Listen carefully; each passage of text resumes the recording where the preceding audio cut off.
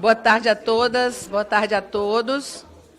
Declaro aberta essa audiência pública da Comissão de Direitos Humanos, Minorias e Igualdade Racial, em conjunto com a Comissão de Defesa dos Direitos da Mulher, destinada a debater o aumento dos casos de violência contra as mulheres no Brasil.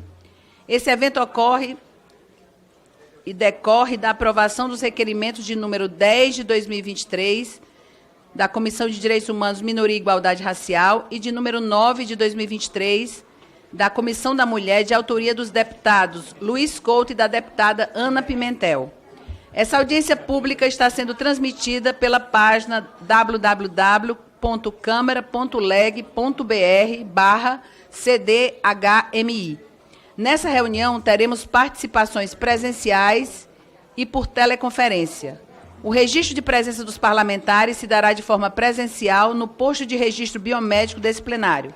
Os parlamentares que fizerem uso da palavra por teleconferência terão sua presença registrada. Esclareço que o tempo concedido aos expositores será de 7 minutos.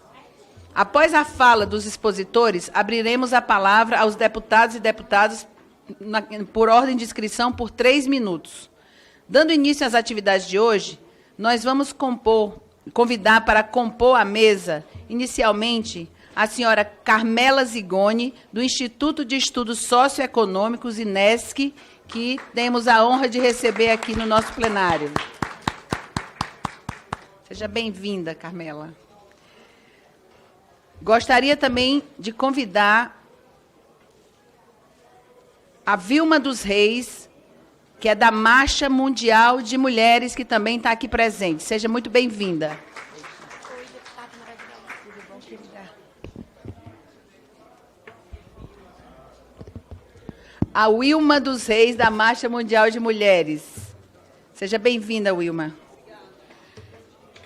Temos também a presença da representante do Ministério da Mulher, a senhora Denise Mota, que é secretária de Enfrentamento à Violência do Ministério das Mulheres do Governo Federal. Seja muito bem-vinda, Denise.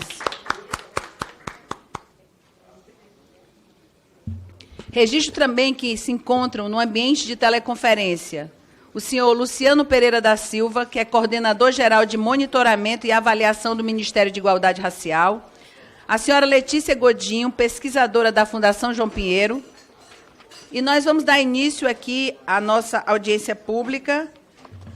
Inicialmente, como eu falei anteriormente, é uma audiência conjunta de duas comissões, da Comissão da Mulher e da Comissão de Direitos Humanos, Minorias e Igualdade Racial, tendo como promotores e proponentes o deputado Luiz Couto e a deputada Ana Pimentel.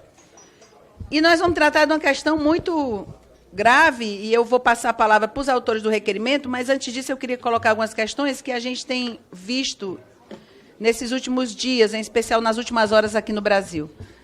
Questões muito trágicas que dizem respeito à violência de todos os lados, violência onde um policial foi assassinado brutalmente. Depois nós tivemos, agora estamos tendo um processo de uma chacina de justiçamento muito grave, onde até amanhã que eu estava acompanhando tinham sido registrados 14 assassinatos na região de São Paulo, do litoral paulista. Junta-se isso aí, recentemente saiu agora os dados do Fórum de Segurança Pública de 2023, e com relação à questão também da violência doméstica, todo mundo também presenciou aquela cena estarrecedora daquela jovem que foi deixada no poste à noite desacordada, e posteriormente essa jovem foi arrastada, foi levada por alguém que a estuprou por 3 horas, assim, e ela desacordada.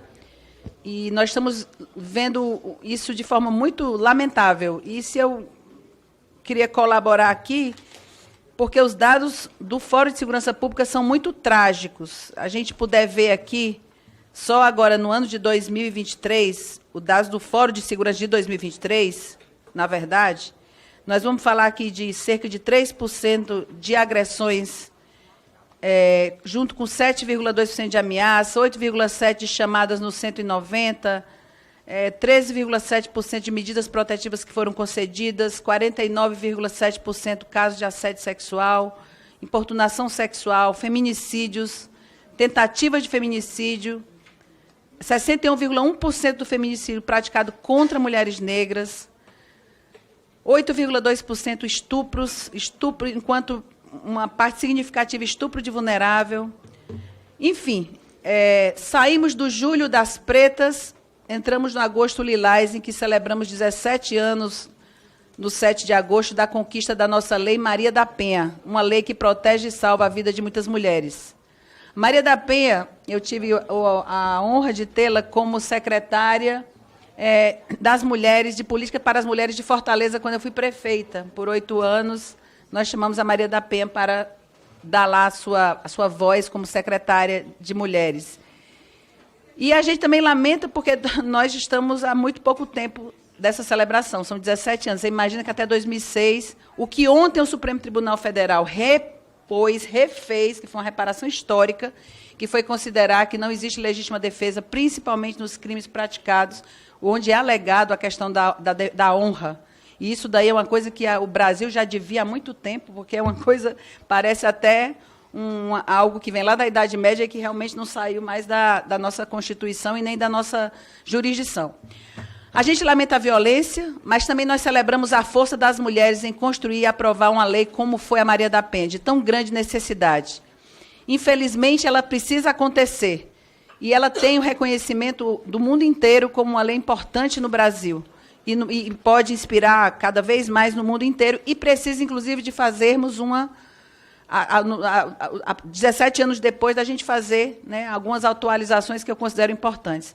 Falar em violência não dói só no corpo, mas na alma de quem é vítima e de quem assiste com indignação o aumento desses casos de violência doméstica e familiar no Brasil, que se intensificou muito durante a pandemia e principalmente durante um governo que foi negacionista do ponto de vista dos direitos das mulheres e também do respeito às mulheres, como a gente bem sabe, o quanto foi nocivo a política que desconstruiu a próprio Ministério das Mulheres e, a partir daí, a desconstrução de políticas que foram até os estados e municípios, que foi muito duro.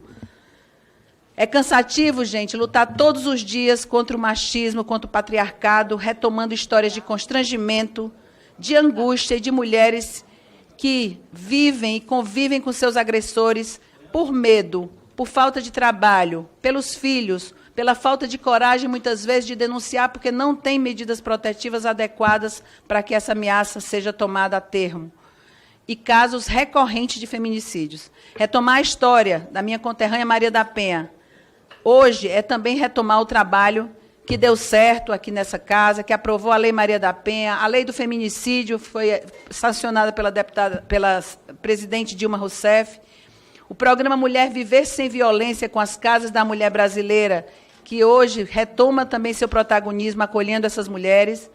E é preciso que a gente encoraje as mulheres a denunciar. Eu fui relatora por 6 anos na Comissão Mista de Combate à Violência contra a Mulher, junto com o Senado Federal.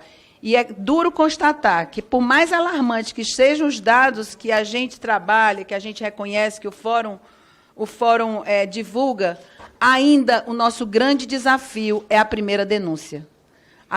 É muito subestimado, é notificado essa questão da violência. Então, se a gente acha alarmante, imagina o que é que não está nas 4 paredes aí dessa sociedade que, infelizmente, ainda quer nos manter caladas por medo. Por fim, nós precisamos encorajar as mulheres a essa primeira denúncia, mas precisamos também ter um país com políticas de proteção, de incentivo, de formação, de empoderamento, que sejam capazes de libertar as mulheres, eliminando as desigualdades, salvando e transformando vidas. Por fim, vou chamar aqui a autora do requerimento, deputada Ana Pimentel, e o autor, o deputado Luiz Couto. Eles presidirão essa audiência, e que nós possamos construir verdadeiras alternativas para um Brasil livre de violência e, principalmente, livre da opressão que nós, mulheres, ainda estamos sofrendo tanto no momento onde a gente queria estar celebrando a reconstrução do Brasil. Muito obrigada, deputada Ana Pimentel, deputado Luiz Couto, vocês se organizam aqui agora. Agradecer aqui as nossas convidadas presentes, mulheres aí que a gente se encontra na luta, é na luta que a gente se encontra. E desejar uma boa audiência pública para todos e para todas. Obrigada. Deputada Ana, deputado Luiz Couto.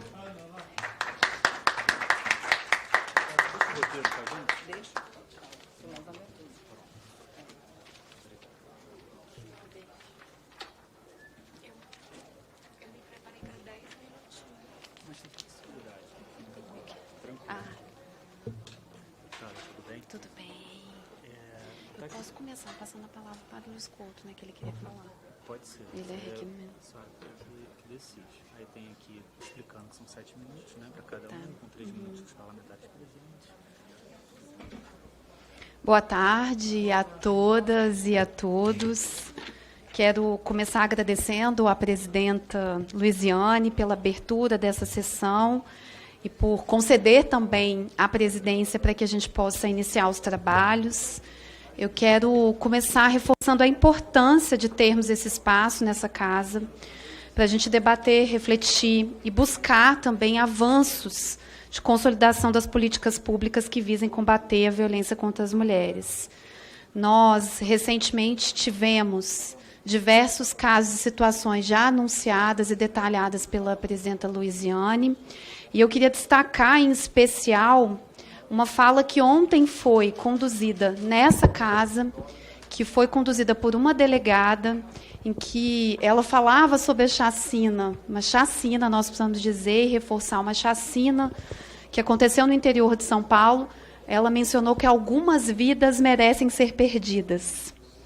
E, ao afirmar isso dentro da Casa do Povo, da Câmara dos Deputados, ela traz uma afirmação de que algumas vidas valem menos do que as outras, ou seja, uma tensão, uma polarização entre cidadãos e polícia, e, ao mesmo tempo, coloca o papel do Estado como um papel de extermínio, ou seja, consolidando uma visão de que, de fato, o Estado pode fazer com que algumas vidas sejam perdidas e naturalizar a violência. E é por isso, dentre os outros motivos, que essa audiência é muito importante para a gente inverter exatamente essa afirmação e dizer que todas as vidas valem a pena, todas as vidas devem ser protegidas. E o papel do Estado é defender e proteger, é fazer com que a política de segurança pública seja uma política técnica, uma política de inteligência, uma política de proteção, ou seja, uma política verdadeiramente de segurança. Então, quero agradecer a todas e todos que estão aqui presentes, sobretudo as participantes, as palestrantes que conduzirão aqui conosco essa audiência. E, para a gente dar início, eu vou passar a palavra para o deputado Padre Luiz Couto, que ele vai fazer a sua fala inicial, e, na sequência, eu vou passar para as palestrantes.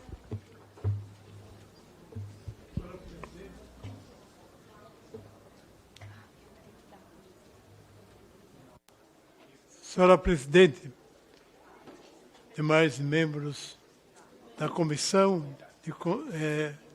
também aqueles a presença. Quero, primeiramente, agradecer a presença de todas as mulheres, aquelas que estão abrilhantando esta audiência, aquelas que me assistem, me ouvem. Quero agradecer à presidenta desta Comissão de Direitos Humanos e Minorias e Igualdade Racial, Luiziane Lins, por ter recebido o nosso requerimento e se debruçado sobre o tema que tanto tem nos afligindo no Brasil. Ao começar meu discurso, em primeiro momento, desejo compartilhar um pensamento do poeta e pensador Júlio Alcai, que descreve em poucas linhas o grande e potencial amor que existe dentro de uma mulher. Diz ele, entre aspas, ao mesmo valor que alguns homens têm à violência, a mulher tem ao amor.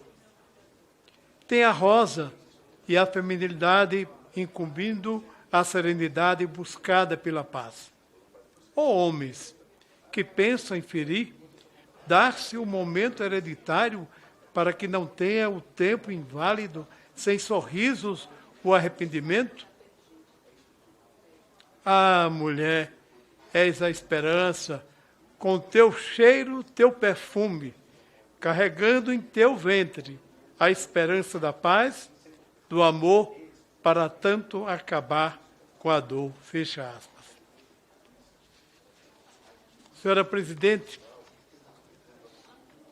segundo o Fórum Brasileiro de Segurança Pública, em 2022, o Brasil registrou 230.861 agressões por violência doméstica, aumento de 0,6, 597.623 ameaças, aumento de 3%, chamadas 619.353, aumento de 4%, 370.209 medidas protetivas de urgência concedidas, crescimento de 13,6%. O Brasil registra pelo menos uma denúncia de violência contra a mulher por minuto. Os números assustam, mas a realidade pode ser ainda mais dura. A subnotificação é um problema. Muitas mulheres, sem confiar plenamente nos órgãos de segurança, se calam. Embora existam diferentes canais para denunciar, por falta de informação ou medo, muitos casos não são registrados. O enfrentamento à violência contra a mulher precisa ser visto sob uma ótica feminista. E ele não acaba na denúncia ou na punição do agressor, já que é o resultado de um machismo estrutural na sociedade. É preciso garantir que as vítimas possam denunciar em segurança, em ambientes onde encontre sonoridade, empatia e respeito. Não devemos jamais ecoar a voz do ódio, a voz do machismo estrutural, a voz da ignorância que ecoou em um período nefasto nos últimos 4 anos do desgoverno de Bolsonaro. A voz que devemos soar é a voz do amor, a voz das mulheres, a voz da igualdade, a voz da liberdade e a voz combatente da não violência. Precisamos, como parlamentares e representantes de nossos eleitores, lutar para a conscientização contra a violência. Devemos elevar nossas vozes para que as mulheres agredidas tenham representação. É necessário aparelhar ainda mais o Estado com juizados, delegacias e abrigos para que as vítimas da agressão se sintam seguras em denunciar seus algozes, que na maioria das vezes têm um relacionamento com elas. Senhora Presidente, eu queria lembrar um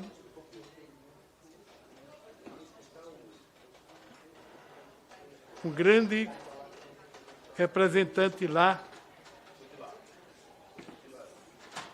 de Pernambuco, que ele, numa das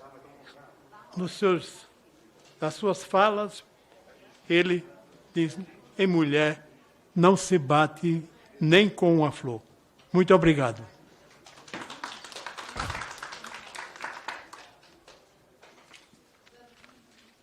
Dando continuidade ao evento, vou dar a palavra para as nossas palestrantes. A gente combinou o tempo de 7 minutos e a gente vai avisar faltando 30 segundos. Para começar, eu vou passar para a Carmela Zigoni, que está aqui representando o Instituto de Estudos Socioeconômicos, o INESC. Obrigada, deputada. Gostaria de cumprimentar a mesa na sua pessoa, deputada Ana Pimentel, cumprimentar os demais, agradecer o convite, cumprimentar minha companheira aqui do Movimento Social. Bom, o INESC, que é a organização a qual eu faço parte, a gente trabalha principalmente com o monitoramento do orçamento público. Então, a contribuição que eu vou trazer hoje aqui é nesse sentido, de, né, mostrar como foi a evolução do orçamento nesse último período, para que a gente possa relacionar também o impacto do desmonte da política para as mulheres e das políticas sociais com justamente a questão do aumento, né, dos casos de feminicídio, de estupros, enfim. Eu trouxe uma apresentação, mas como é pouco tempo, se não tiver no ponto aí, eu posso ir aqui na fala mesmo, para eu não perder o meu tempo, né?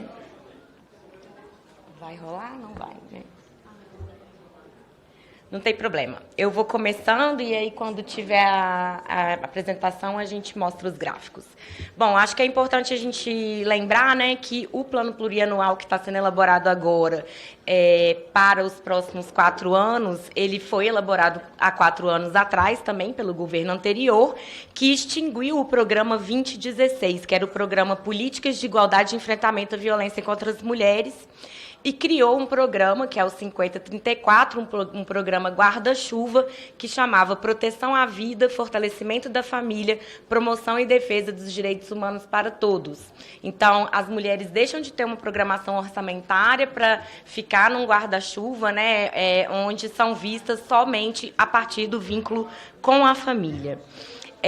Isso é uma perda de especificidade que vinha sendo construída aí por meio de conferências populares, planos nacionais, onde as mulheres diversas na sua desigualdade estavam presentes, né? A política passa a invisibilizar a diversidade das mulheres brasileiras e a desigualdade diferenciada que as atravessa. Esse PPA do governo Bolsonaro, ele também excluiu as pessoas negras e quilombolas do plano, não se mencionava mais pessoas negras. Então, para a gente pensar em interseccionalidade e que o impacto de toda essa violência que a gente está vendo agora atinge mais as mulheres negras, sequer foram citadas no plano plurianual anterior. Mantiveram-se, então, ações orçamentárias, né, que basicamente, não vou citar todas, mas é a construção da Casa da Mulher Brasileira, o apoio para a implementação, que são os gastos de custeio com essas casas, políticas de igualdade e enfrentamento à violência, o Ligue 180, que todos conhecem, que é a porta de entrada da política pública, e o funcionamento dos conselhos das mulheres. Tá ali, obrigada. A gente começou a produzir alguns relatórios anuais para analisar isso. Então, a gente, em 2020, lançou o Brasil Combate à Imunidade, que é um balanço do orçamento de 2019, demonstrando que o teto de gastos, as políticas de austeridade e o novo governo tinham feito também com que o Brasil chegasse sem estar preparado para enfrentar a questão da Covid-19, né? Reduzindo políticas sociais que sempre impactam mais as mulheres porque são mais vulnerabilizadas. Em 2014, aqui tem um gráfico um pouco sobre a evolução do recurso de 2012 a 2019. Eu deixei 3 destaques, porque não ia dar para falar de tudo, mas está na internet.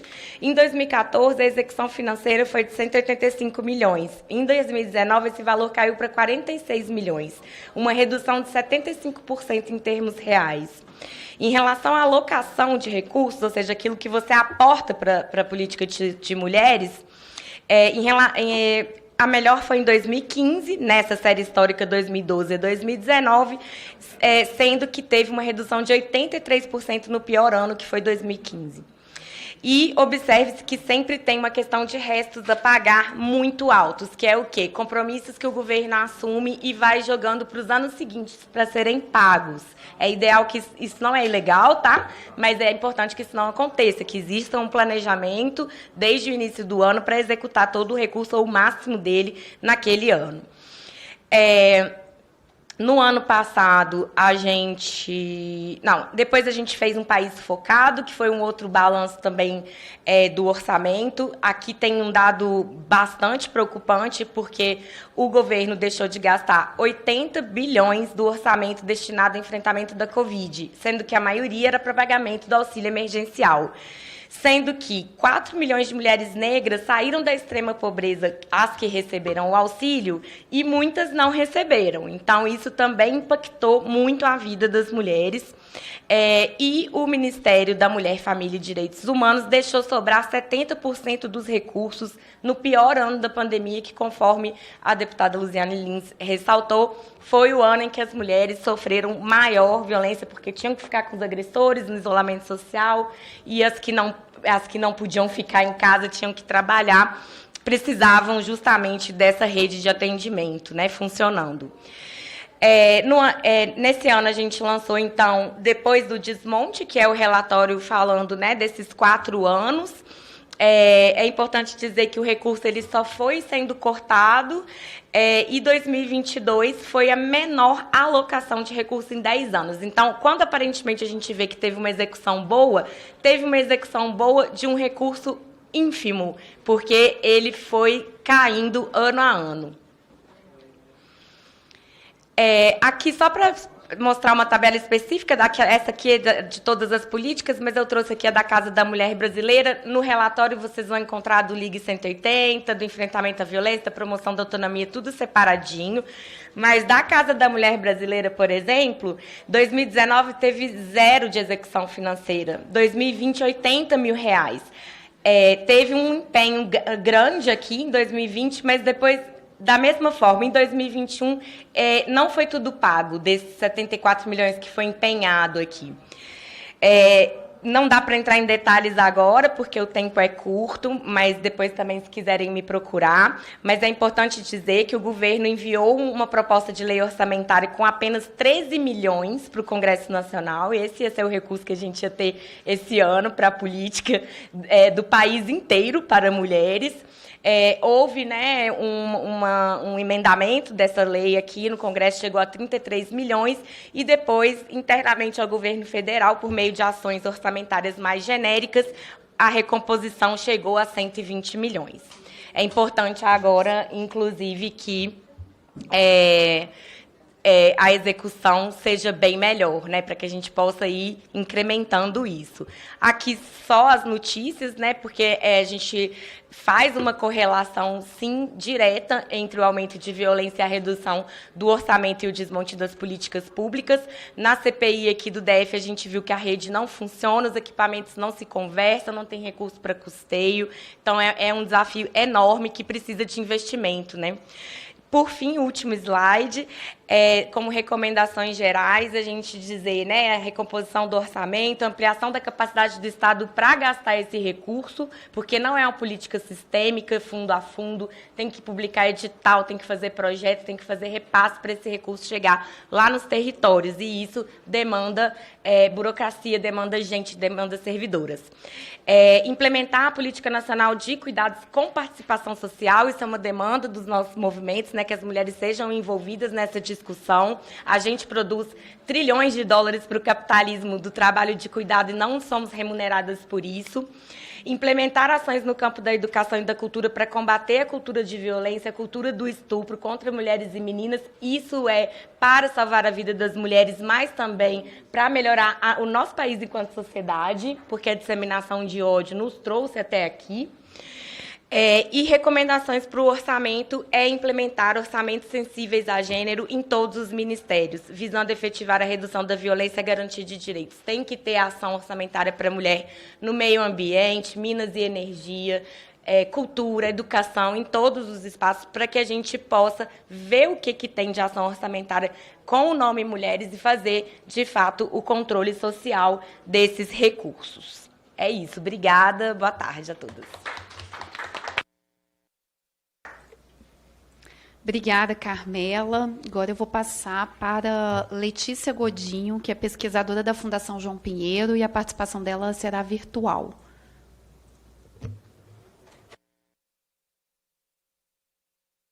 Boa tarde.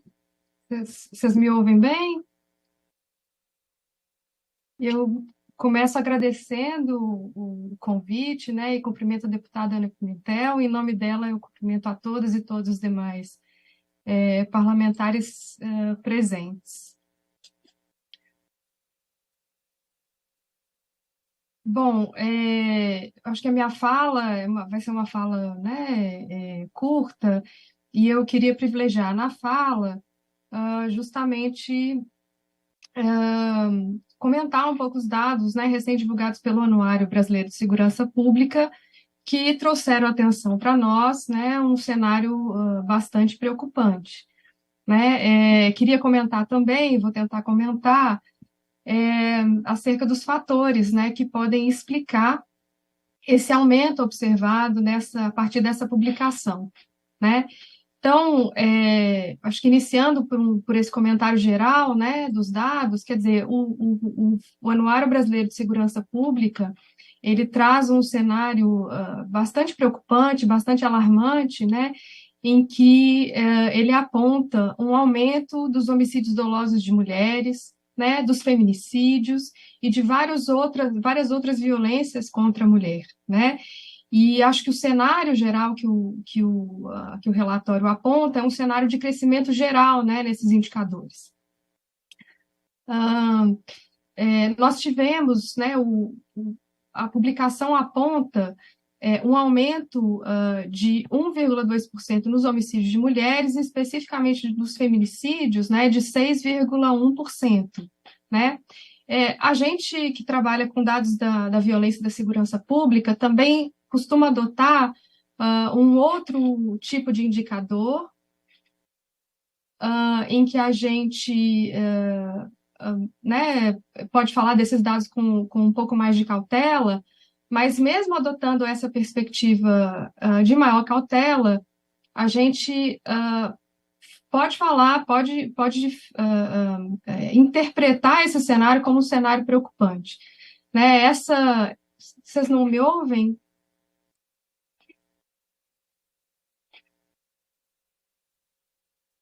Não sei se está dando algum problema na transmissão, desculpem. Não estou conseguindo ouvir vocês. Sim, a gente te ouve bem, Letícia, tá ótimo para a gente, tá bom? Pode falar à vontade que a gente está ouvindo bem. Tá joia, obrigada, eu vou continuar então. A gente tem adotado uma interpretação um pouco mais cautelosa desses dados, que leva em conta a soma dos homicídios e dos feminicídios, né?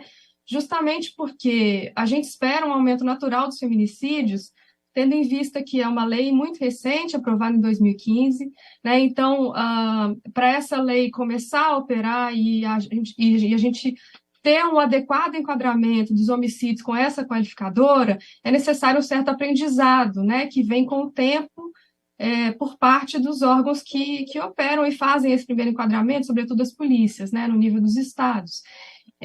Então, a gente pode, por exemplo, adotar para fazer como forma alternativa para fazer esse acompanhamento desses dados, justamente a soma desses dois indicadores, né, dos homicídios de mulheres e dos feminicídios.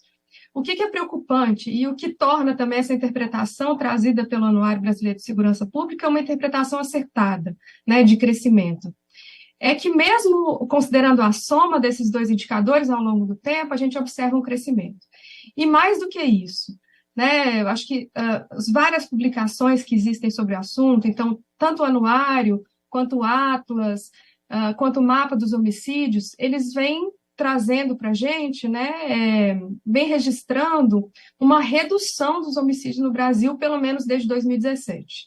Essa redução nos homicídios, né, e nos homicídios em geral, da população em geral, não só das mulheres, ela é explicada por um conjunto de fatores que vão desde fatores socioeconômicos, demográficos, enfim, do próprio efeito eventual das políticas públicas, né? Mas o que a gente observa? Um cenário de redução, tímida, mas de redução desde 2017.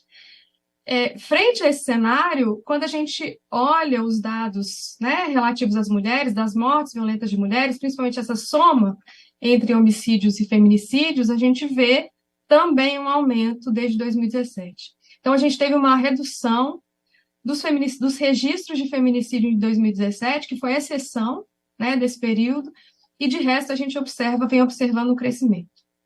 Então, isso traz para a gente um cenário preocupante, não só nesse curto prazo, de comparação com 2020, né, de 2022 a 2021, mas de uma certa tendência, né?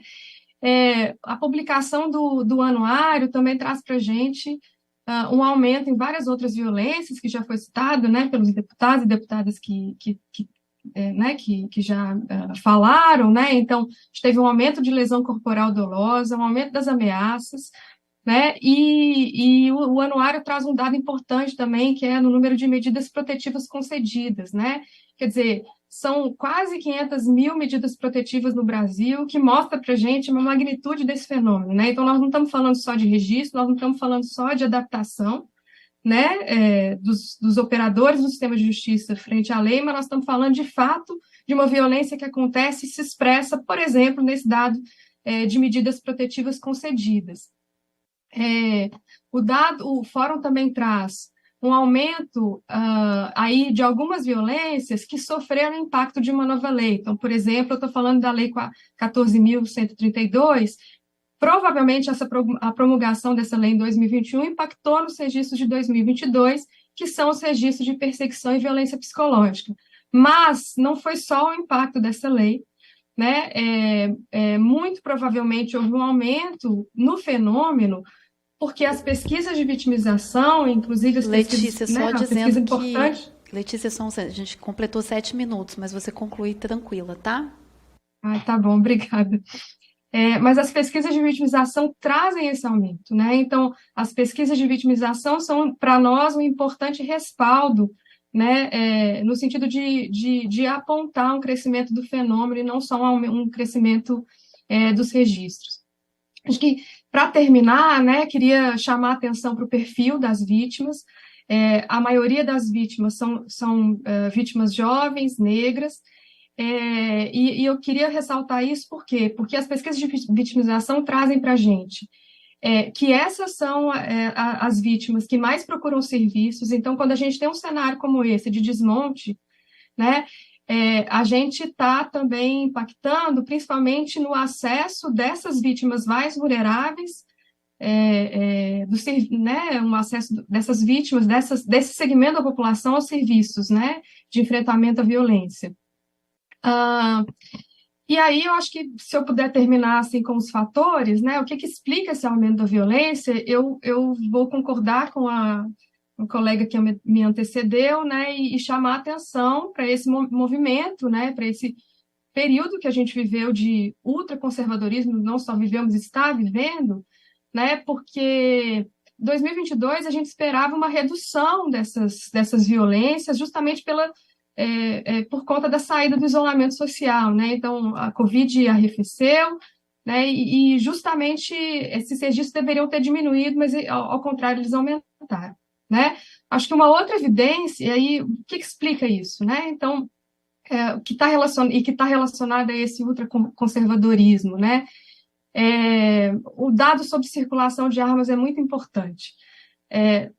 A gente, ao acompanhar os registros, né, de mortes de mulheres, mortes violentas de mulheres ao longo do tempo, com o uso de arma de fogo, eles traziam para a gente, na série histórica, mais ou menos uns 50% das mortes de mulheres ocorrendo com o uso de armas de fogo.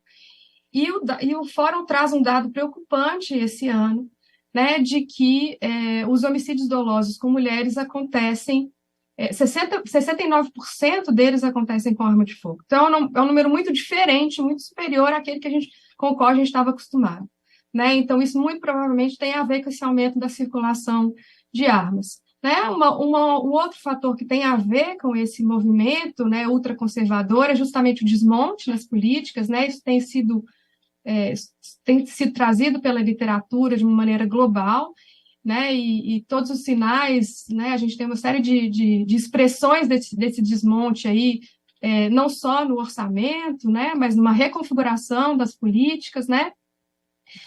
E, por fim, a gente observa um aparecimento de outras violências que muito provavelmente estão associadas a esse movimento conservador, né. Então, a gente tem, por exemplo, violências contra as mulheres como violência política, né, que em 2022, mas não só, né, mas tem aumentado de uma forma muito alarmante, né. A gente tem vários grupos de pesquisa fazendo acompanhamento da violência política contra as mulheres, E isso provavelmente é um outro resultado, né, desse mesmo cenário, desse mesmo caldo de cultura, né, produzido por esse conservadorismo. Né? Uma outra expressão desse conservadorismo são os ataques, né, às escolas.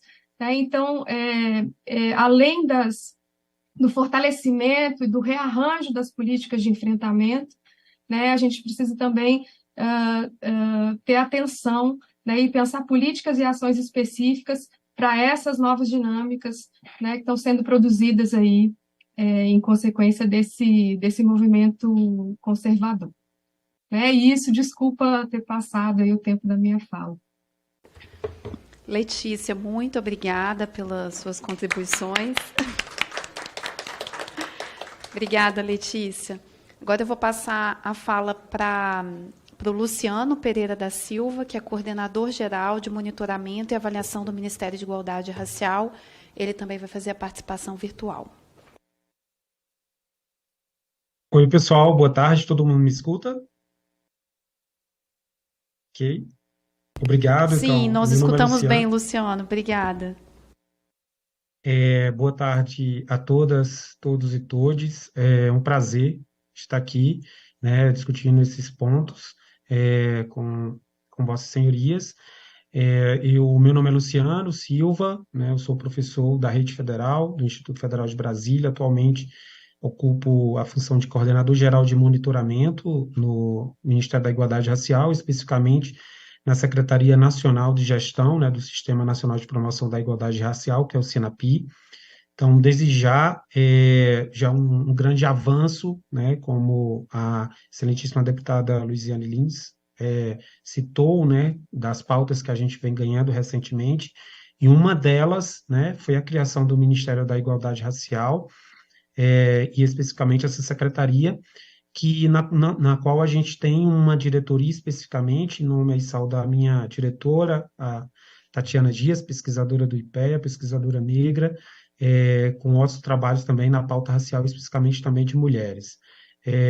Então, sobre essa questão, principalmente considerando os dados, né, a gente tem, como a Letícia citou, né, algumas variáveis, né, na qual a gente não esperava, né, no pós-pandemia, mas, né, além dessa questão do feminicídio e do homicídio, né, hoje, em termos de dados, a gente tem os dados que a gente chama em termos, né, mais científicos e de pesquisa, os dados mais confiáveis, que são os dados do DataSUS, né, especificamente do Sistema de Informação de Mortalidade, do SIM.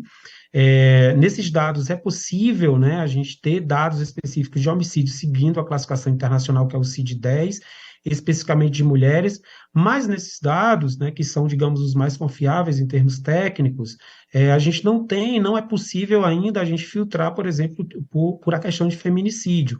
Por mais que na classificação seja viável a gente trazer dados específicos de agressões, vítimas por diversos meios e modos, mas não é possível a gente identificar ali especificamente como classifica a lei, né, dada todos os âmbitos em que circundam, né, o crime, né, de feminicídio.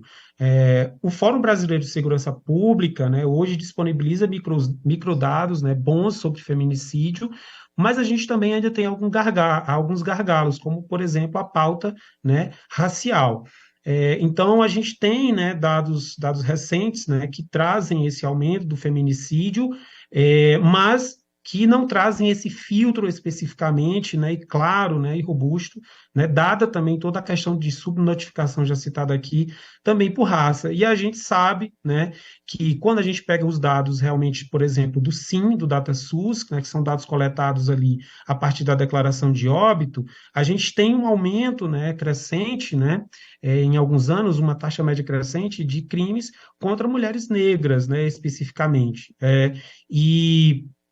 E seria importante também que a gente traga, né, esse cenário também para dentro do próprio feminicídio, né? Então, a gente tem esse aumento especificamente em estupros, em crimes contra a mulher, violência sexual e toda a psicológica, outros que circundam, né, a discussão da temática, mas a gente precisa, né, também trazer, né, essa importância da interseccionalidade, né, especificamente para dados mais claros, né, para que a gente possa, inclusive, né, também trabalhar melhores políticas de apoio, né, como é o caso, por exemplo, do SINAPI, que a gente tenta difundir em municípios e unidades da federação, né, o que se chama de promoção da igualdade racial, não só em termos, né, de infraestrutura, né, mas em todas as outras políticas também de apoio, em centros de referência, etc. Então, esses dados são importantes, né, que também, né, no caso, dão todo o suporte de apoio, né, para que as vítimas também se sintam, né, à vontade para realizar denúncias, né.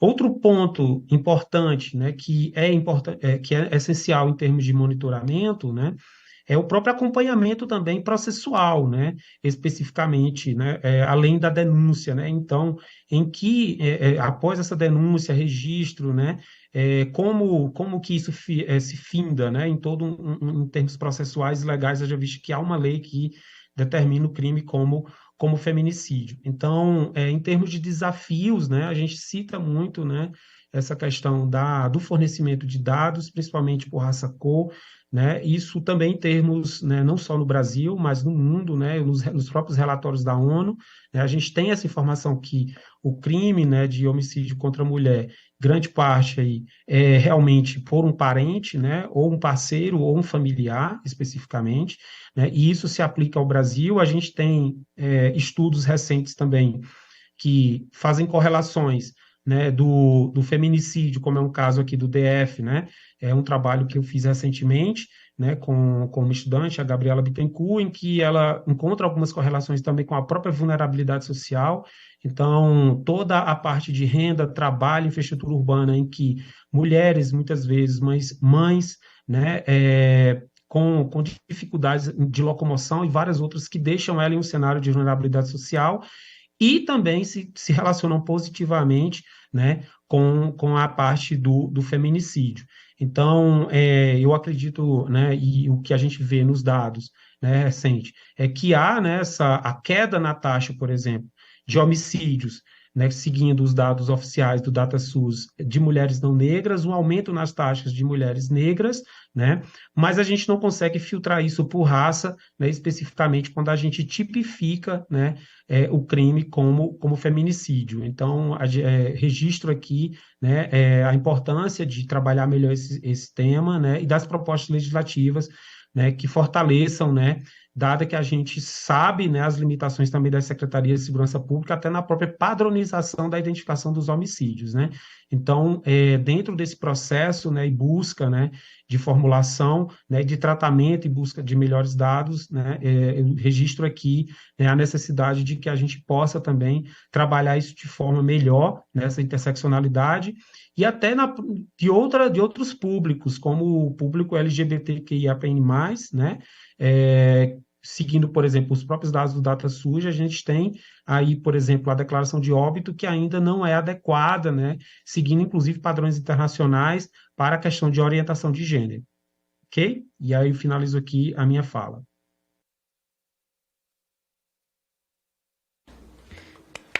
Luciano, obrigada pelas suas contribuições. Agora eu vou passar a palavra para Denise Mota, que é secretária de Enfrentamento à Violência do Ministério das Mulheres, e agradecendo a presença dela aqui com a gente hoje.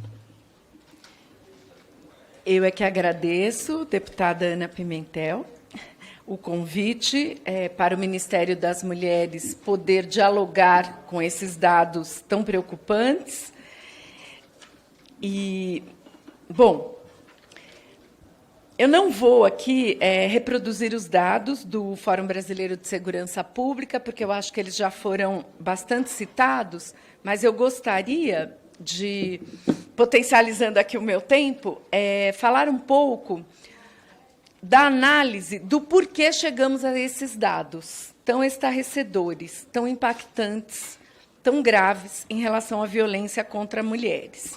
Porque nós não chegamos a esses dados naturalmente, teve todo um contexto. Acho que a doutora Carmela falou, inclusive, né, da redução do orçamento, que é um dos fatores que, infelizmente, influenciou para que serviços adequados não fossem ofertados às mulheres em situação de violência. Então, quais são as hipóteses do Fórum Brasileiro de Segurança Pública e algumas que eu acrescento? o desfinanciamento das políticas de proteção à mulher na gestão anterior, a menor alocação orçamentária nos últimos 10 anos nas políticas de enfrentamento à violência contra as mulheres, o impacto da pandemia de Covid-19 nos serviços de acolhimento e proteção, desde a redução de horários e do atendimento até a redução das equipes, a ascensão dos movimentos ultraconservadores motivando crimes de ódio, então aí o aumento da misoginia, o foco dos setores ultraconservadores nas questões de igualdade de gênero como se fossem o inimigo principal, reação à tentativa das mulheres de romperem com seus papéis históricos e com os estereótipos de gênero. E acrescento também o desmonte do que nós chamamos de OPMs, Organismos de Políticas para as Mulheres, coordenadorias e, em especial, secretarias municipais e estaduais de políticas para as mulheres. O maior armamento da sociedade civil, que também já foi citado aqui, mas que teve um impacto forte na vida das mulheres. Então, são alguns dados que somados, levaram a esses dados tão graves levantados pelo Anuário Brasileiro de Segurança Pública.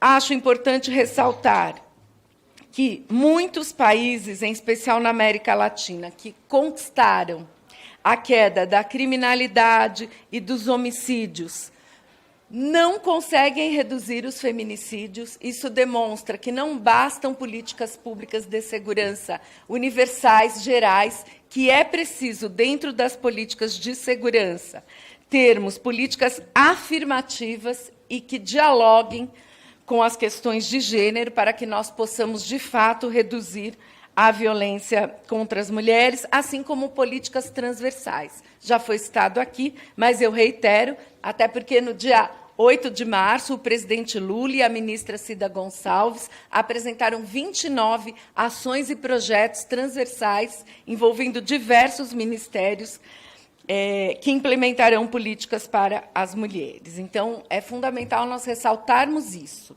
que as políticas afirmativas, tanto de prevenção quanto de acolhimento às mulheres em situação de violência, são fundamentais para a redução dos feminicídios. E quero falar aqui também, das ações que nós estamos desenvolvendo no Ministério das Mulheres. Finalmente temos um Ministério das Mulheres, criado exclusivamente para coordenar e executar as políticas para as mulheres. Nós retomamos o programa Mulher Viver Sem Violência, no dia 8 de março, e, dentro do programa, estão previstas a construção de 40 novas casas da mulher brasileira. Hoje nós temos 7 casas da mulher brasileira somente em funcionamento. No último período, a instalação de casas da mulher brasileira funcionou basicamente com emendas parlamentares desta Casa e do Senado, que estava convencido, parlamentares convencidas e convencidos da importância destes serviços, mas com orçamento decente, adequado, infelizmente, não foi consolidado, um orçamento decente e adequado. Então, a implementação de 40 novas casas da mulher brasileira, de centros de referência da mulher brasileira. Então, não serão só as casas da mulher brasileira, que são grandes equipamentos, com atendimento multidisciplinar, delegacia da mulher, defensoria pública, Ministério Público, vara de enfrentamento à violência doméstica, atendimento social, psicológico e abrigamento. São também serviços menores, tanto casas da mulher brasileira de um menor porte do que as das capitais, pelo interior, quanto em cidades ainda menores, centros de referência da mulher brasileira, para que os serviços estejam enraizados nas diversas cidades e territórios do nosso país. Estamos fazendo uma forte reestruturação na Central de Atendimento à Mulher Ligue 180, para que ela não seja um mero receptáculo de denúncias, mas que tenha acolhimento, informação e o monitoramento do atendimento que foi feito à mulher até a saída da situação de violência, estamos construindo ações de prevenção primárias, secundárias e terciárias dentro do Pacto Nacional de Prevenção aos Feminicídios, envolvendo municípios e estados, além dos diversos ministérios, porque é fundamental o envolvimento dos municípios e estados. Então, neste momento, nós estamos neste agosto lilás, onde a Lei Maria da Penha completa 17 anos, nós estamos com todas essas ações com o eixo de igualdade e respeito na vida privada e na vida pública para as mulheres brasileiras, enfrentando firmemente a violência contra as mulheres. Muito obrigada. Quero agradecer muito, Denise. Foi muito bom ouvir e mais uma vez, ressaltar a importância da gente ter de novo o Ministério das Mulheres, de ter o Ministério das Mulheres. A diferença que isso faz para proteger as mulheres do nosso país é fundamental. Então, agradecer muito você por ter vindo aqui e ter feito a sua apresentação.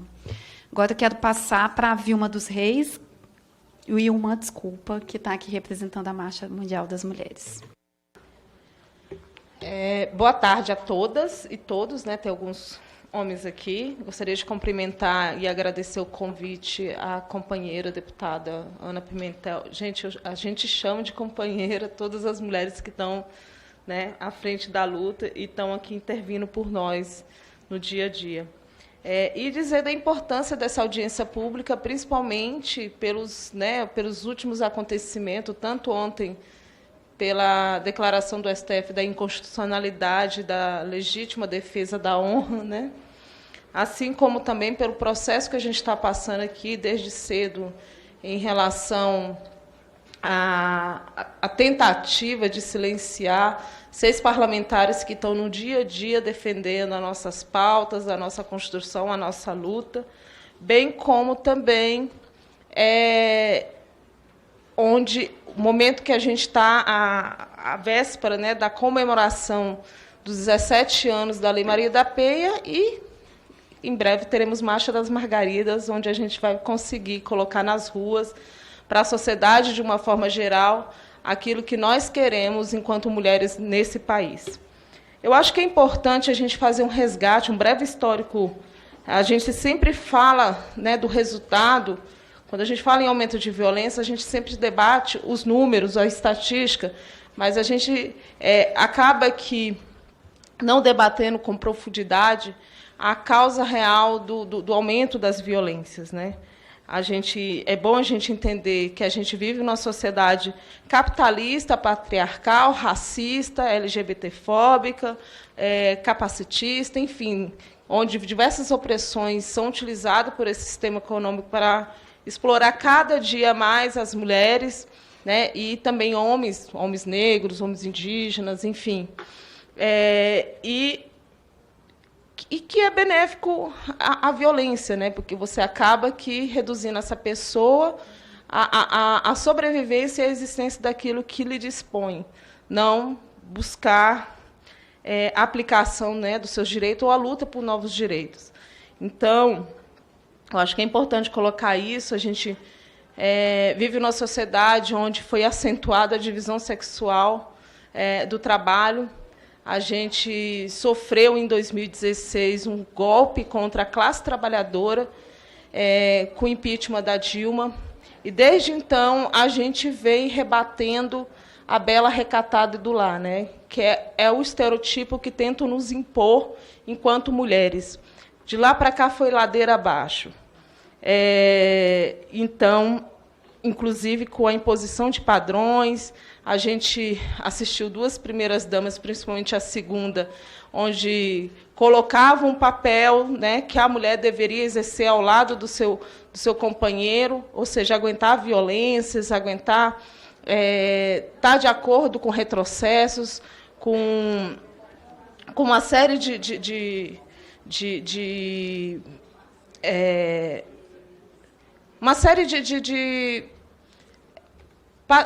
série de comportamentos que são ditos como né, que nos separam, né, como mulher e homem, inclusive o azul e o rosa, né? A gente, em plena pandemia, a gente onde mulheres estavam em situação de vulnerabilidade dentro de seus lares, ao invés do Ministério dos Direitos Humanos e da família pensar em políticas para acolher e ajudar as mulheres que estavam sofrendo, não só mulheres, mas também crianças, adolescentes, enfim, pessoas com deficiência, idosas, ela estava promovendo campanha de máscara. Então, assim, a gente vê para que foco esse governo estava apontado.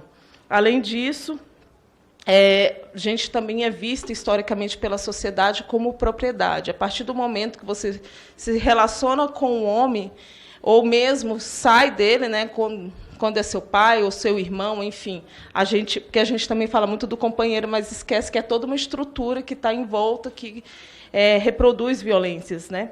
Então, assim, a gente acaba sendo vista como propriedade dele e, assim, eles poderem fazer o que bem entenderem conosco. Juntando esse bem rápido histórico, eu já trouxe um pouquinho de conjuntura, acho que somada à conjuntura desses 7 anos, que foi de avanço do conservadorismo, como eu já pontuei, a várias retiradas de direito, a precarização do trabalho, o aumento do desemprego, o desmonte das políticas públicas, o desmonte da rede de enfrentamento, que não só foi um projeto do governo federal, mas em muitos estados e aqui no Distrito Federal, como também a subnotificação da tipificação das violências. Eu digo isso porque assim, a gente fala do feminicídio, já existe estatística de tentativa, mas assim, quantas mulheres sofreram tentativa de feminicídio está lá como lesão, ameaça, né? Não está como o crime real, né? Muitas das vezes a sensação que eu tenho, eu sou advogada, e eu trabalho especificamente com essa temática, a sensação que eu tenho é de eles tentarem minimizar a penalização dos homens quando cometem violência contra as mulheres. Então, existe uma subnotificação muito grande em relação a esses casos, além do fortalecimento da culpabilização da mulher.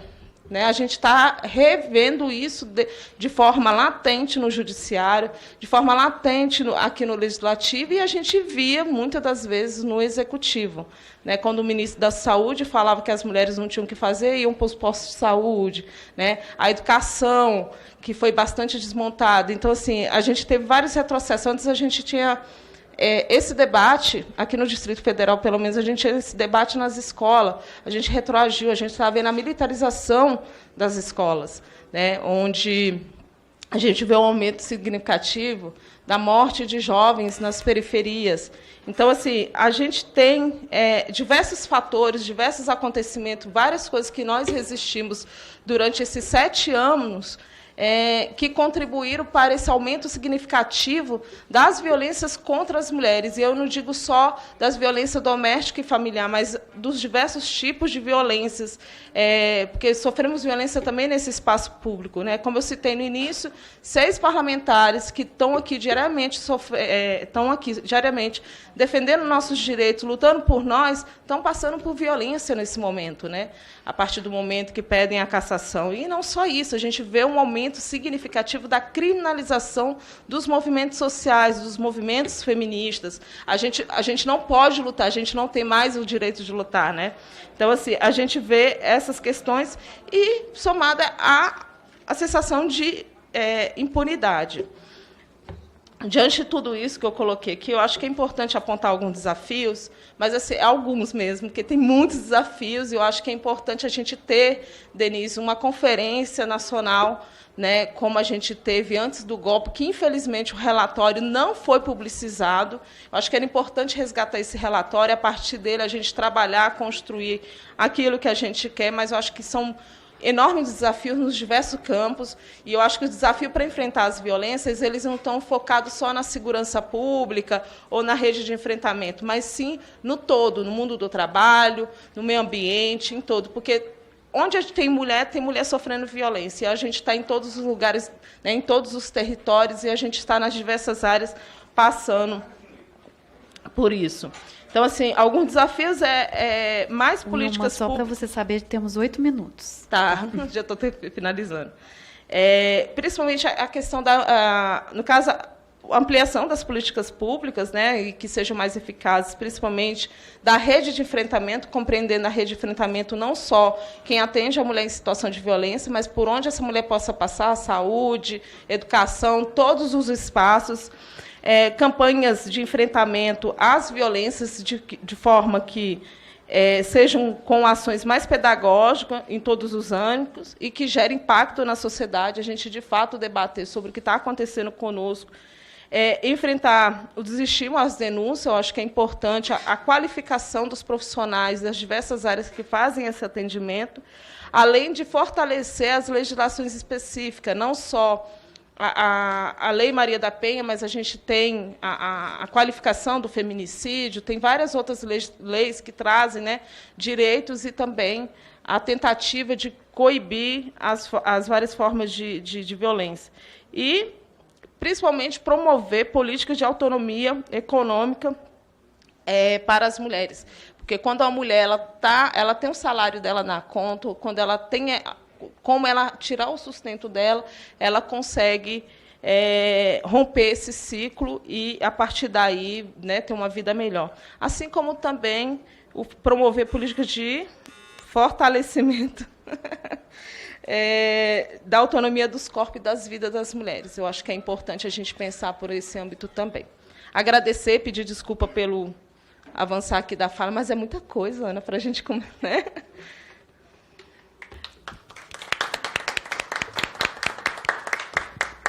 Quero agradecer ao Wilma e agora eu vou passar a palavra para a presidente da Comissão de Mulheres, Leda Borges, que está aqui com a gente. É um prazer compor esta audiência pública, que é conjunta de todas as comissões, tanto, né, de Direitos Humanos, né, Denise, como a nossa comissão. É um prazer também poder estar participando com a presidência da deputada Ana Pimentel, que busca, com o seu mandato, avançar nas políticas públicas de direitos humanos, da igualdade de direitos e em defesa das mulheres e das minorias. Então, é um prazer, Ana Pimentel, deputada, estar com você aqui, ladeando e tendo você como presidente. Quero, em nome da Denise e da deputada Ana Pimentel, cumprimentar todas as debatedoras, todas as convidadas desta audiência conjunta, dessa audiência pública conjunta. A experiência nos mostra, a experiência de executivo, nos mostra que a legislação, ela coíbe o fato, ela coíbe e apena o fato já ocorrido. Então, é muito importante nós estarmos nesta comissão, nesta audiência, com representantes do Poder Executivo Federal, porque nós sabemos que a execução dessas políticas públicas passam verdadeiramente pelo Executivo, seja municipal, estadual ou federal. Eu, como ex-secretária de Estado da Mulher do Estado de Goiás, nós sabemos como é que essa rede de proteção precisa voltar a atuar e ser ampliada. E aí eu vou testemunhar como alguém que é do judiciário, como eu, que assim que o Brasil instalou os juizados civil e criminal, eu fui coordenadora das audiências de conciliação, que eu era totalmente contra na lei, e graças a Deus hoje elas não existem mais, porque eu me sentia extremamente agredida como advogada, como servidora do judiciário, ter que fazer a mulher voltar para casa, retirar a denúncia que ela fez na delegacia. Aquilo lá me deixava doente quando eu tinha que fazer isso pelo meu mistério, né, de servidora do judiciário. Graças a Deus que nós ultrapassamos já esse momento do judiciário. Como ex-prefeita do Executivo Municipal e ex-secretária de Estado de Goiás. E agora, e já como deputada estadual e federal, eu não creio apenas na legislação. Eu creio na rede de proteção. Não me digam, não vocês, não me digam, os gestores, que nós temos que ter delegacias apenas em cidades de porte médio e porte maior. Nós temos que ter DEANs em todas as cidades brasileiras. Nós temos que ter núcleos especializados de atendimento, que são NEANs ou CEANs, com a equipe multidisciplinar em todas as cidades brasileiras. Nós precisamos avançar no ciclo da violência para que ele seja interrompido, principalmente na independência econômica. Porque essa é mais palpável para nós, Denise. É muito difícil você ter um crime subjetivo. A intervenção da lei, a intervenção da pena, ela é por crime objetivo. Olha, eu matei porque eu quis roubar a bolsa. Eu agredi para pegar o celular. Agora, o nosso crime, o crime contra as mulheres, é um crime subjetivo. Eu não mato por algum motivo. Eu mato porque é uma mulher, eu mato porque eu tenho ciúme. Então, são todos motivos subjetivos. E aí a intervenção do Estado, a intervenção do Congresso com a legislação é fundamental. Porque a letra fria da lei, ela esconde, no caso do feminicídio, na minha visão, e da agressão cíclica, ela esconde os reais motivos, porque eles são extremamente subjetivos. Envolve sentimento, envolve dependência emocional, psicológica, que são os mais perigosos, porque são silenciosos.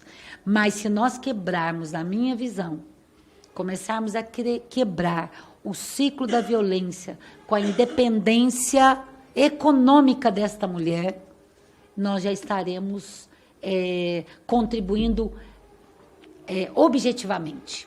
Então, eu sou favorável, por exemplo, ao projeto, até vi que o governo federal, Denise, vai aprovar, vai também apresentar, que é o que nós já temos em Goiás, que é o aluguel social. Independente se a mulher tem uma casa para morar ou não, naquele momento a casa não é dela, né? Ela nunca é dela, é sempre do agressor. Então, o aluguel social é necessário para as vítimas de violência, ela tem que sair de casa e imediatamente inserida no mercado de trabalho, que aí eu creio muito no MEI, na nossa legislação, que hoje não deu para passar, né, para as MEI da empreendedora, das mulheres empreendedoras, para a capacitação, para uma renda que ela precisa ter e acolher os filhos. Nós não podemos deixar os filhos para trás, porque a mulher não sai.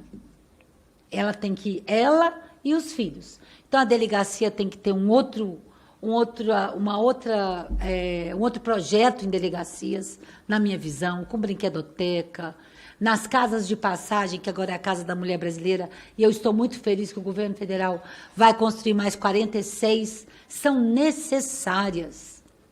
Assim tivéssemos pequenininhas em todos os municípios brasileiros. Então, essa experiência que a gente traz de todos os poderes, os 3 poderes, me faz ver que, por um certo tempo, a Lei Maria da Penha coibiu, porque foi justamente quando eu trabalhei a implementação no Judiciário, coibiu. A partir do momento que ela deixou de coibir, o Congresso precisou vir com uma pena muito maior, com agravamento, que é o feminicídio, né? Que deixou de também ser uma qualificadora de qualquer homicídio. É uma lei específica, que foi outra vitória desta casa, específica. Ah, não sei, vamos deixar lá para frente, vamos colocar só como homicídio. Não. Desde o começo é mulher, homicídio, feminicídio. Uma lei específica. Então, a gente aqui no Congresso, a gente tem avançado muito, a comissão tem dado retorno para para as demandas da sociedade brasileira em termos de legislação. Mas a gente vê que lá na ponta isso não está acontecendo, e aí esse grande aumento do feminicídio no Brasil. E mais grave, que eu gostaria de concluir, sabe, deputada Ana Pimentel, nossa presidente aqui desta audiência, que eu acho muito grave.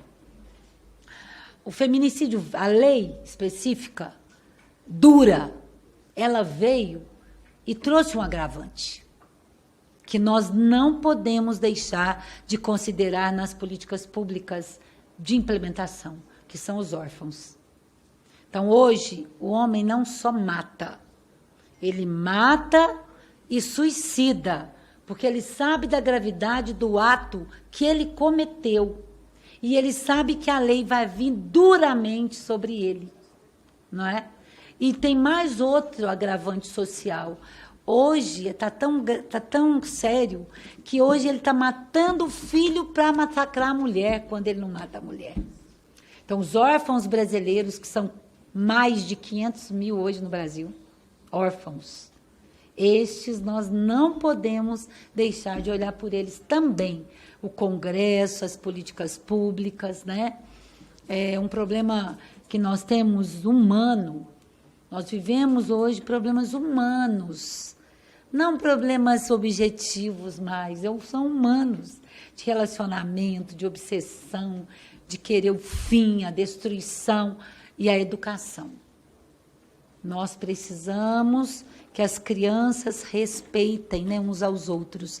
Então, para mim, é uma rede de proteção que pega o Ministério do Flávio Dino, o nosso Ministério das Mulheres, o Ministério da Educação, o Ministério da Saúde, todos nessa interatividade para que a gente possa avançar, porque está assustador, né? E essas são as minhas palavras. É assustador o que vivemos hoje de violência contra as mulheres, os idosos. Nós não estamos tendo tempo nem de olhar por eles, às vezes, porque é tanta questão da mulher, as crianças, o estupro nesse país. Eu sou contra, até falei ontem com Laura, não encontrei Ana, mas sou contra como é que falo, a pena ir diluindo, como a progressão. Muito obrigada. A progressão de pena. Eu sou contra. Leda, mas os presídios estão superlotados. Não vamos resolver. Mas para esses crimes, viu, Denise, eu não concordo com a progressão de pena. Não concordo. Porque, e mais, acho que o governo federal também poderia avançar num projeto em que nós desenvolvemos em Goiás e que agora a Justiça que pegou, o Judiciário, mas foi o Executivo que lançou em Goiás, copiando outros estados, que são os grupos reflexivos. Porque esses homens, eles sofreram violência ou assistiram à violência. Então, esses homens também precisam desse olhar para que não haja reincidência. Em Goiás, com a Patrulha Maria da Penha, que o ministro tem dado total visibilidade, e também com essa questão do grupo reflexivo, com os homens, isso já vai na sentença, ele é obrigado a frequentar, a gente tenta diminuir a reincidência. Mesmo assim, Goiás está altíssima, 28% de aumento na violência contra as mulheres. Então, não sei se seria agora, nesse momento, mas foram projetos que a gente viu que funciona.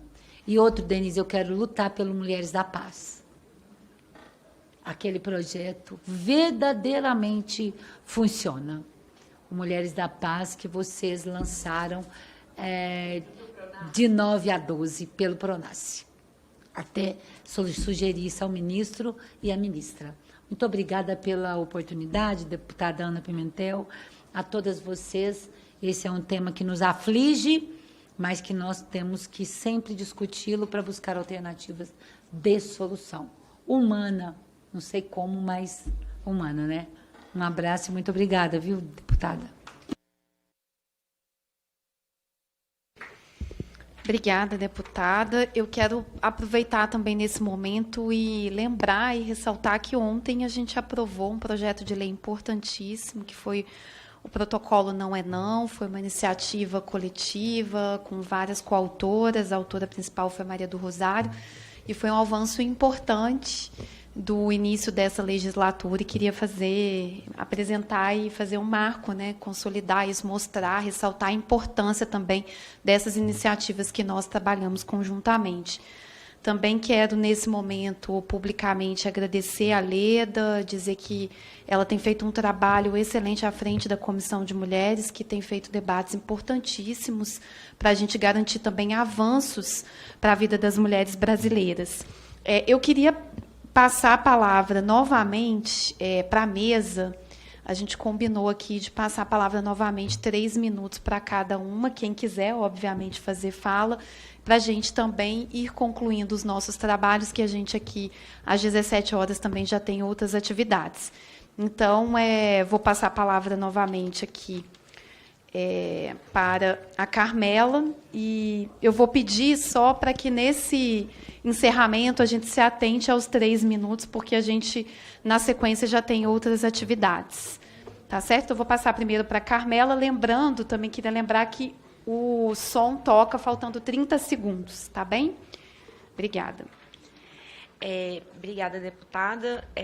Não, eu vou aproveitar, então, esses 3 minutos para, primeiro, né, reforçar o que a Wilma falou sobre essa questão de que os dados, eles têm ali mulheres, né, concretas por trás, né, e que, de fato, esses aumentos de violência, eles vão minando a nossa capacidade de lutar, de resistir, né, e que isso é um caldo social muito propício para esse tipo de visão de mundo que acha que violência é a norma, né, que é assim que tem que ser, que as crianças têm que aprender a ser violentas, né, enfim, eu acho que quando Denise traz a complexidade da questão, né, então libera a arma, tira recurso da rede de acolhimento, tira recurso da educação, da saúde, enfim, de fato é complexo, mas ao final a gente vai ter um retrato de sociedade, né? E nós estamos vivendo nela,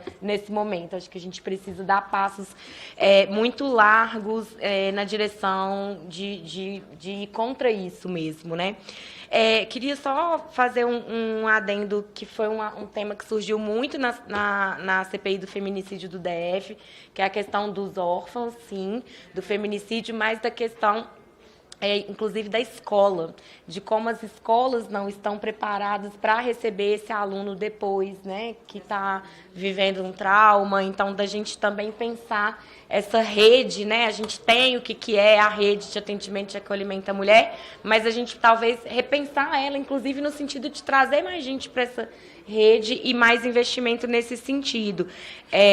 E falando aí, para finalizar, da questão da rede em si, também citando, né, os resultados da CPI do feminicídio, a pensar um investimento no sentido de aperfeiçoamento da gestão pública mesmo, porque um desafio que está colocado é que, além dos próprios equipamentos não terem recurso para custeio, não terem pessoal, cada serviço desse tem uma cultura institucional diferente. Os profissionais têm um tipo de formação. Então, como, de fato, fazer processos de integração para que essa rede seja realmente fortalecida e eles colaborem entre si. Muitas vezes nem se conversam, né? Então, esse era o meu recado, dizer que a gente vai continuar monitorando o orçamento público desse novo ministério, que a gente está muito feliz que existe, né? Obrigada. Boa tarde. Eu passo agora para a Letícia. Bom, eu vou agradecer, né, mais os minutos adicionais e vou aproveitar para ressaltar algumas questões, né, que não deu tempo de falar anteriormente. Eu acho que o primeiro ponto é reforçar que os dados divulgados pelo fórum, né, são dados de registros, né, com exceção dos registros relacionados às mortes, né, todos os outros muito provavelmente estão subnotificados. Então, na verdade, eles trazem para a gente um cenário que muito provavelmente é muito maior do que esse que está retratado aí nas notificações, né? Como exemplo, a gente pode citar o caso dos estupros, né? Quer dizer, o dado que o Fórum traz é que da ocorrência de um estupro a cada 7 minutos, mas a gente tem uma pesquisa de vitimização conduzida pelo IPEA, por exemplo, que apontou, aliás, que fez uma estimativa, que apontou que, na verdade, são 2 estupros a cada minuto no Brasil. Né? Então, só para a gente ter né, a magnitude dessa diferença ainda, né? Outro ponto que eu queria reforçar é com relação às armas de fogo, né? É muito importante a gente atentar a essa questão da circulação de armas de fogo, né? E existe uma atenção do governo, né? Do novo governo para isso, que precisa ser muito saudada, né? Porque as pesquisas apontam, inclusive, que os casos em que a maioria das mulheres sobrevivem à tentativa de feminicídio são casos em que essa violência ocorre, né, essa tentativa aconteceu com arma branca, né? Então, os casos em que né, os crimes são com arma de fogo, dificilmente as mulheres né, vão conseguir sobreviver, né? Eles vão ter um desfecho, né?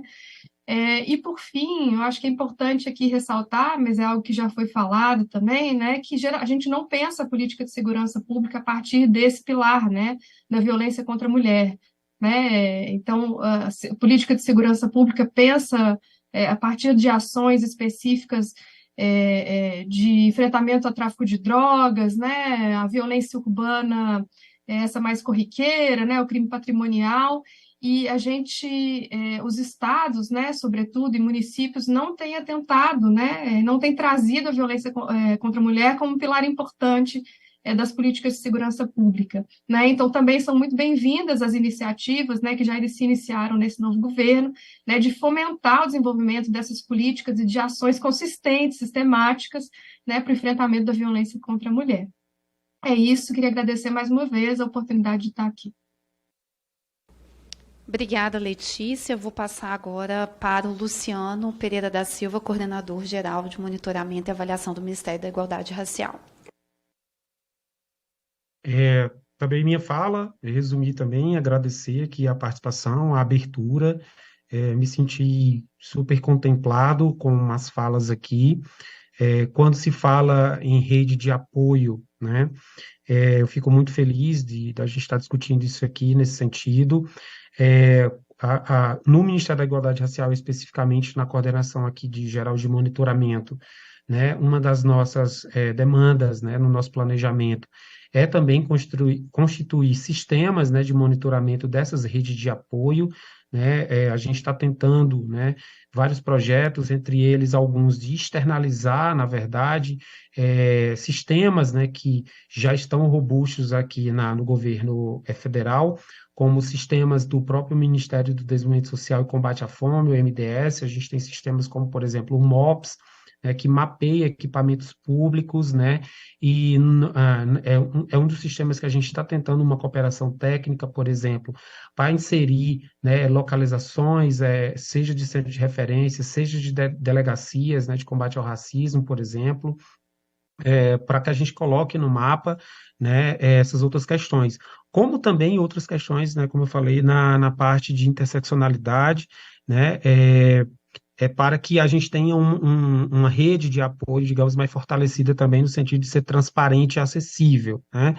E agora, mais recentemente também, a gente tem, né, os dados do censo que já foram divulgados, né? Foram divulgados dados gerais, depois, agora em seguida, foram divulgados dados quilombolas, a próxima pauta é a pauta indígena, né? E uma previsão, né, que o IBGE informa também, é que nos próximos meses, agosto, setembro, aí também ocorra a divulgação dos dados, né, por raça, cor, né, especificamente, sexo e idade. Então, isso vai fomentar também para que a gente possa, né, ter desses sistemas de monitoramento que subsidiam também essas redes de apoio, né, em termos de dados, né, para o fortalecimento dessas políticas específicas. Então, agradeço aqui mais uma vez, né, e seguimos nessa luta. Obrigada, Luciano. Vou passar agora para a Wilma, que está representando a Marcha Mundial das Mulheres. Primeiramente, agradecer à deputada Ana Pimentel, companheira, né? Agradecer a todos os que estão de forma virtual e aqui também. Agradecer minhas companheiras, que eu já identifiquei algumas na plenária também, pela luta, pela vontade da gente avançar, não ter desistido.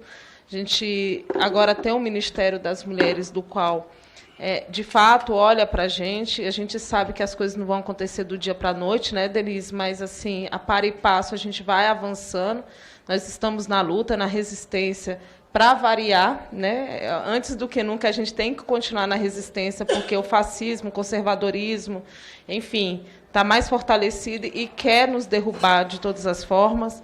E deixar também um registro da importância de sempre termos esses espaços aqui para dialogar e colocar nosso ponto de vista, enquanto sociedade civil, para que a gente consiga, a partir daí, avançar mais e mais, não só em propositura, mas também na implementação, né, da legislação. É inadmissível a gente, em pleno século XXI, né, em 2023, a gente, como eu coloquei na minha fala e foi dito em outras aqui, a questão da legítima defesa da honra. Gente, isso é tão arcaico.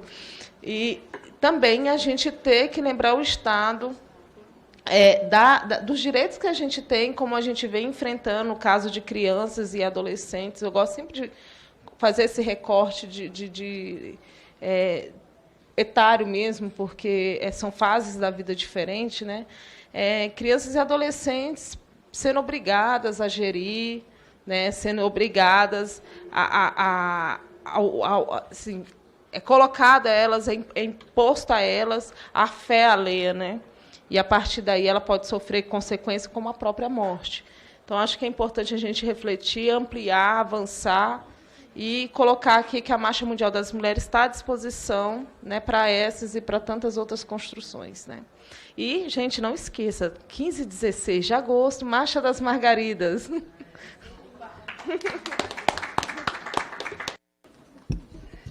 Deputada Ana, só quero dizer que nossa comissão colocou no orçamento para a Marcha das Margaridas R$1 milhão. E nós ratificamos isso. Foi a Comissão da Defesa dos Direitos da Mulher, viu, deputada? Excelente registro, né?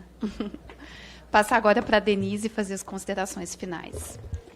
Bom, agradecer e saudar a deputada Ana Pimentel, assim como todas as parceiras e parceiros nesta mesa. Acho que foi bem importante esse debate hoje, diante dos dados avassaladores de aumento da violência doméstica contra as mulheres, violências, né, diversas, não só doméstica, divulgados recentemente.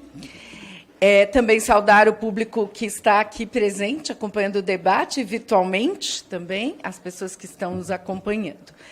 Dialogando com a deputada Leda, nós temos feito um esforço muito grande de implementar políticas transversais, e as políticas de geração de emprego e renda para as mulheres, nesse contexto, têm sido fundamentais.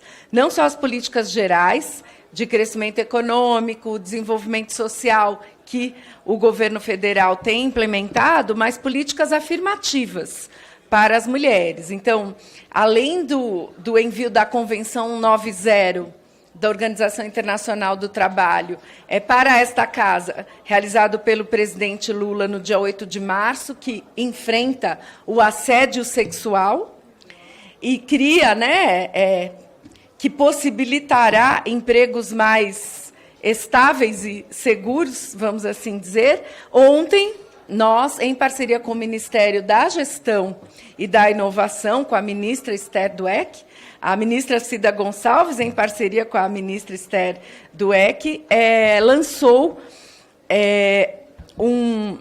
consolidou um projeto de lei a partir de 2 projetos pilotos, um no Distrito Federal, assinado com a vice-governadora, e outro no Rio Grande do Norte, assinado com a governadora Fátima Bezerra, de garantia de, no mínimo, 8% de vagas para mulheres em situação de violência nas empresas que prestam serviços para o governo, para a administração pública. Então, ontem foi assinado esse acordo, que eu acho que é importante.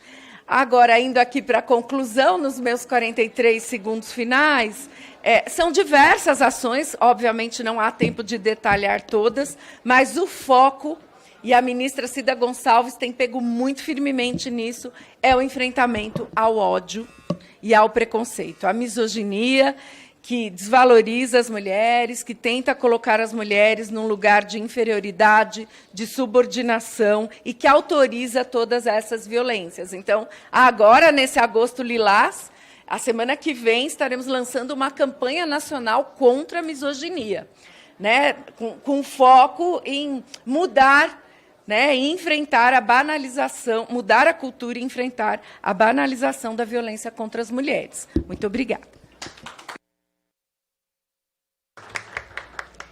Eu quero agradecer a presença de todas e todos. Acho que a gente fez hoje um acúmulo de debate importante, desde a apresentação do perfil da vitimização que foi apresentado, mostrando os dados da segurança também desse último período. Eu queria destacar muito a fala da Denise, em que ela apresentou toda a contextualização e penso que é fundamental a reflexão profunda sobre os processos que produzem a violência. A fala inicial da Denise ressaltou muito isso, ou seja, a ascensão dos movimentos ultraconservadores, as questões, a forma como se coloca o gênero como alvo, foco fundamental de construir o gênero, as mulheres como inimigo a ser combatido, a questão do armamento da sociedade, a questão também que a Denise ressaltou muito dos desmontes dos nossos organismos, das políticas das mulheres nos últimos períodos, o orçamento, ou seja, o que é fundamental nas diversas falas que foram apresentadas aqui, que eu estou destacando a fala da Denise, é mostrar que a violência ela não é natural, ela não foi sendo construída, ela não foi sendo naturalmente, ela é uma construção social e que ela se fundamenta na desigualdade estrutural entre homens e mulheres e que nós sabemos que existe uma base material e que essa base material é a divisão sexual do trabalho, que ainda hoje coloca as mulheres como responsáveis pelo trabalho de cuidado e faz, ao colocá-las como trabalho de cuidado, responsabilizadas e colocando isso, inclusive, como destino natural da vida das mulheres, as aprisiona em papéis sociais historicamente produzidos. E, ao fazer isso, todas as vezes que as mulheres ousam sair desses lugares, elas sofrem violências, as diversas violências, as mais variadas violências. Então, pensar sobre essas causas, sobre essa desigualdade estrutural e histórica, é muito importante para a gente pensar na superação, na forma de lidar com as violências. E aqui foram também abordadas várias questões muito importantes, desde a rede como processos de superação, de enfrentamento, de construção de políticas públicas, como a necessidade da rede de proteção, mas eu queria destacar também as diversas políticas que, nesse momento, já foram apresentadas. Denise também ressaltou isso, o conjunto de políticas que foram anunciadas no 8 de março, o processo que nós... E ressaltar que o enfrentamento à violência é um processo também, né? É um processo. E que a gente... E refundar, trazer de novo o Ministério das Mulheres é fundamental para isso. E queria destacar também, obviamente, o papel da Câmara dos Deputados nesse processo, ou seja, ter uma Câmara que defende a vida das mulheres, ter uma Câmara que as deputadas colocam com centralidade a construção da igualdade entre homens e mulheres e não coloca como centralidade o ódio às mulheres, a perseguição às mulheres, como ainda tem dentro da Câmara dos Deputados. Então, acho que hoje é um marco importante para a gente fazer parte dessa construção que o Executivo está tendo um papel fundamental e nós, da Câmara, nos somarmos a esse novo momento, que é o momento de colocar, de fato, a construção da igualdade como centralidade no projeto de reconstrução do país. Então, quero agradecer muito a presença de cada uma que está aqui nesse momento e dizer que hoje é um passo e que a gente continua trabalhando no próximo período para a gente continuar acumulando, que nós temos muitos acúmulos de debate, e nos formarmos as belíssimas iniciativas que estão vigentes para a gente, de fato, superar a violência contra as mulheres. Muito obrigada. Excelente tarde para todas e todos. Declaro encerrado essa audiência.